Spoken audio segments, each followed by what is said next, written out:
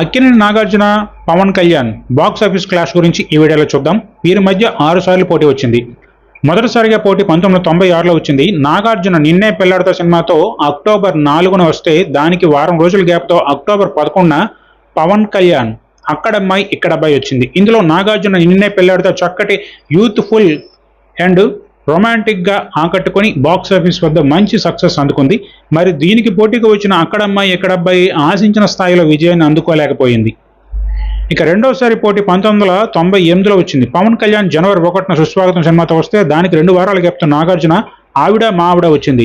వీటిలో సుస్వాగతం సినిమా యూత్ను విశేషంగా ఆకట్టు బాక్స్ ఆఫీస్ వద్ద హిట్గా నిలిచింది. ఇక నాగార్జున నటించిన ఆవిడ మా ఆవిడ కామెడీ ఎంటర్టైనర్గా వచ్చి ఇది కూడా బాక్స్ ఆఫీస్ వద్ద మంచి విజయాన్ని అందుకుంది. ఇక మూడవసారి పోటీ చూస్తే అదే ఏడాదిలో వచ్చింది. పవన్ తొలి ప్రేమతో జూలై 24న రాగా అది వచ్చిన 6 రోజులకి జూలై 30న నాగార్జున చంద్రలేఖ వచ్చింది. వీటిలో తొలి ప్రేమ భారీ విజయాన్ని నమోదు చేసి పవన్కి స్టార్ ఇమేజ్ని తీసుకొచ్చింది. ఇక కృష్ణవంశీ డైరెక్షన్లో వచ్చిన చంద్రలేఖ ఏమాత్రం ఆకట్టుకోలేక ఫ్లాప్గా తేలిపోయింది.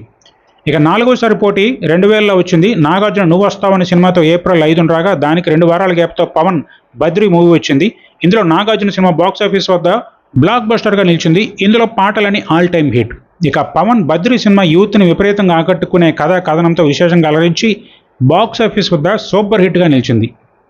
ఇక ఐదోసారి పోటీ 2011లో వచ్చింది. పవన్ పంజా డిసెంబర్ 9న రాగా దానికి 13 రోజుల గ్యాప్తో డిసెంబర్ 22న నాగ్ రాజన్న సినిమా వచ్చింది. భారీ హైప్తో రిలీజ్ అయిన పంజా బాక్స్ ఆఫీస్ వద్ద ఏమాత్రం నిలబడలేకపోయింది. అయితే నాగార్జున రాజన్న కూడా కమర్షియల్గా ఫెయిల్యూర్నే చూసింది. ఆఖరిగా 2021లో పోటీ వచ్చింది. ముందుగా నాగార్జున వైల్డ్ డాగ్ సినిమాతో ఏప్రిల్ 2న రాగా అది వచ్చిన 6 రోజులకి వకీల్ సాబ్ వచ్చింది. Wild dog movie box office వద్ద ఏమాత్రం ఆకట్టుకోలేక పరాజయం చూసింది. అయితే పవన్ వకీల్ సాబ్ మంచి పబ్లిక్ టాక్తో కమర్షియల్గా మంచి లాభాలు ఆర్జించింది. మరి వీటిలో మీ ఫేవరెట్ మూవీ ఏంటో కామెంట్ చేయండి. మరో ఇంట్రెస్టింగ్ వీడియోతో మళ్ళీ కలుద్దాం. ఈ వీడియో మీకు నచ్చితే లైక్ చేయండి, షేర్ చేయండి, అలాగే ఛానల్ సబ్స్క్రైబ్ చేసుకోండి.